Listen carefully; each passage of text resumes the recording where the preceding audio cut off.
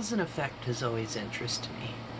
And in today's verses 24 and 25, we kind of see the effect result, kind of, when whatever choice is made, this is the result. And in the previous verses, we were looking at, the choices of replacing God with things or its or people that, as our form of worship. And so with 24 and 25, it's like, so God said, in effect, if that's what you want, that's what you get. It wasn't long before they were living in a pig pen, smeared with filth, filthy inside and out. And all this because they traded the true God for a fake God and worshiped the God they made instead of the God who made them, the God we bless, the God who blesses us. Oh, yes. And I love that emphasis, the joy that is put in there in the Message version. Because it's not reveling in the sad part of it, the destruction. It's not reveling in pain. Love doesn't do that. Check 1 Corinthians 13. Love doesn't do that. I think it's 13. Love rejoices when we get it right.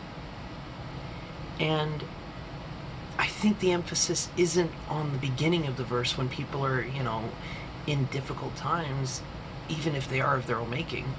It's reveling in the fact that God blesses us, that we bless God and God blesses us. It's reveling in the relationship.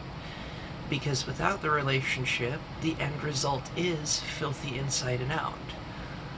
Lives that don't want to look themselves in the mirror. When there are difficult times like that, things crosses to bear that are dramatic in size to the point where we wonder if we want to even continue living the life we have. Those difficulties, that wrestling, that is not something to rejoice in. We rejoice in the fact that Jesus is more than a conqueror. Hold fast, for I have conquered the world. There is difficulty, but we can rise by lifting each other. We can rise by living the lives that God says for us to do.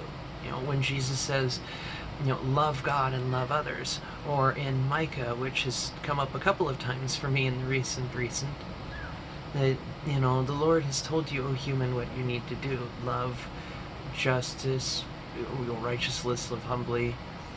I'll put it in the chat because I don't have it memorized off the top of my head, sadly, but it's a beautiful fact that we already know what we have to do. Love others, love God, love others, two sides of the same coin. When knowing that love is patient, love is kind, love is humble, love is, it's all right there laid out in front of us. That when we do it our way, we end up in a circle of our own destruction. Because humans can be very messy. And life is very messy. And that mess can either define us or be something we're defined by. And I mean that in, are we our scars? Or are we ourselves? The scars part of the story, much like smile lines. Because it is not to revel in pain, it is to rejoice in salvation. And that's kind of what I see when I think about verses 24 through 25. That, when we do it our way, God will let us do it our way. We have free will for a reason.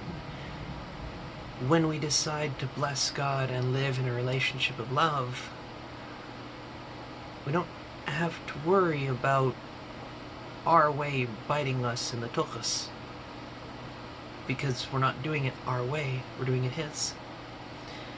Food for thought. Tomorrow will be verses 26 through 27, and I'm looking forward to them. Not because they're a bit loaded, but because each new day in the Word brings clarity.